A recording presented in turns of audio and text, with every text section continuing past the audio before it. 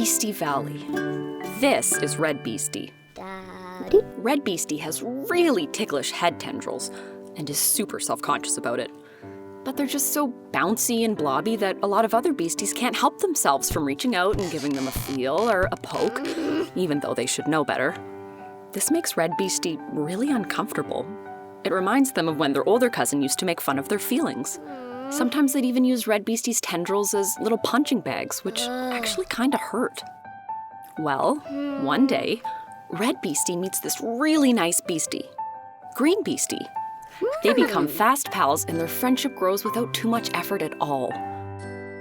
They have a lot of fun together, and they make each other laugh a lot. They both like playing the same games, have the same favorite food, like the same music. Both GreenBeastie and RedBeastie can't believe how lucky they are to find each other. There's one problem, though. RedBeastie is secretly terrified that GreenBeastie will want to touch their tendrils, just like everyone else. So, just like with everyone else, RedBeastie stays pretty quiet and a bit unfriendly with their new pal, which feels unnatural, especially considering they're feeling like they'd just like to be themselves with GreenBeastie, even to the point that they pull away when GreenBeastie goes in for a high five. GreenBeastie, on the other hand, is noticing this behavior and sometimes wonders if they've done something wrong. For example, when the two of them are playing squirrel ball and they score a point against the other team or win a round and GreenBeastie reaches for a high five, RedBeastie flinches and pulls back, then just sort of waves from a distance and says, "Yay us!" Which to GreenBeastie doesn't really cut it. But GreenBeastie likes hanging with RedBeastie a lot and decides to just shrug it off. Or when they're on a walk and GreenBeastie is telling RedBeastie all kinds of stories or sharing a problem they're having. RedBeastie never seems to want to do the same. GreenBeastie starts to think that RedBeastie might not trust them in the same way. The truth is, RedBeastie had some challenges in the past, so they're just trying to set some boundaries about sharing and touch, and that's a-okay. One day, while they're exploring the purple forest, GreenBeastie reaches out to put a hand on RedBeastie's shoulder and their friend pulls away. I mean, what's up? GreenBeastie is now really feeling like RedBeastie doesn't like them and doesn't want to be their friend. GreenBeastie can't take it anymore and gets mad. They accuse RedBeastie of acting like they don't care as much about GreenBeastie as GreenBeastie cares about them. We're supposed to be beastie besties.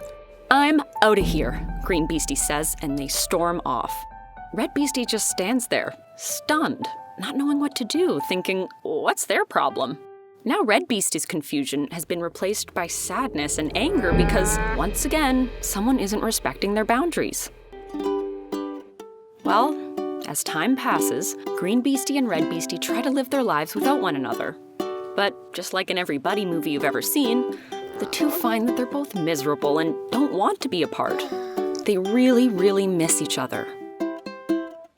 Fast forward to what seems like several weeks, but has, in fact, only been a few days, and we find GreenBeastie sulking, sad that there's no one to talk to and no one to play squirrel ball with and no one to talk to about music or books with and no one to just laugh with.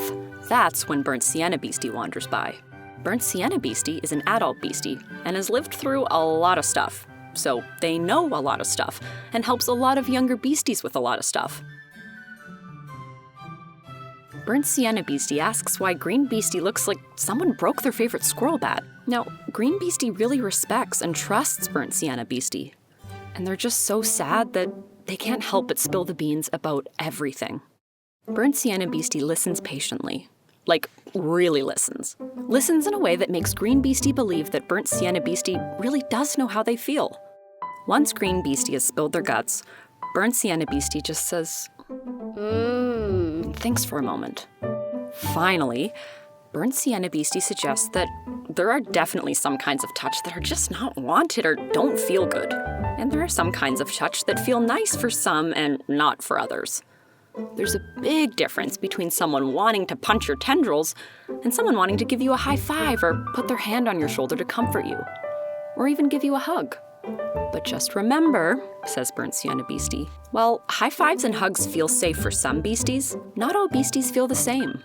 And that's okay. Burnt Sienna Beastie goes on to explain that it's not RedBeastie's fault they feel this way, and tells GreenBeastie that they didn't necessarily do anything wrong either. They just need to know that everyone comes from different experiences and may have different feelings about what kinds of touch they want and when. Burnt Sienna Beastie asks GreenBeastie if, at any point, did they ask RedBeastie if it was okay to put their hand on RedBeastie's shoulder or high-five them? GreenBeastie says, oh, sure, but then stops and thinks. They realize they never asked RedBeastie if it was okay.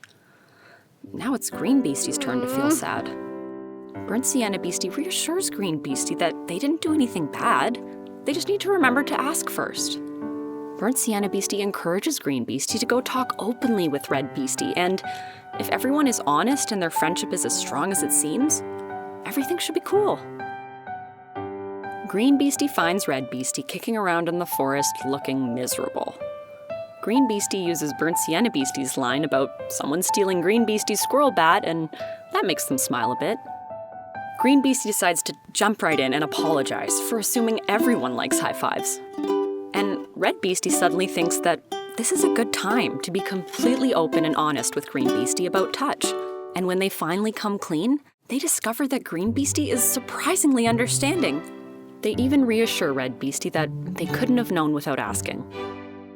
What a relief. In that moment, RedBeastie feels like they want a hug, and even cautiously asks for one from their beastie bestie. After they think about it, GreenBeastie bursts out laughing and happily goes in for the hug. Aww.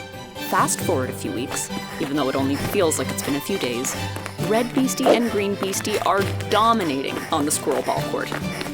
Whoa, nice point, RB. Yeah. Now these two best friends often celebrate with the new Beastie Bestie dance they invented together, which ends with a big yay us.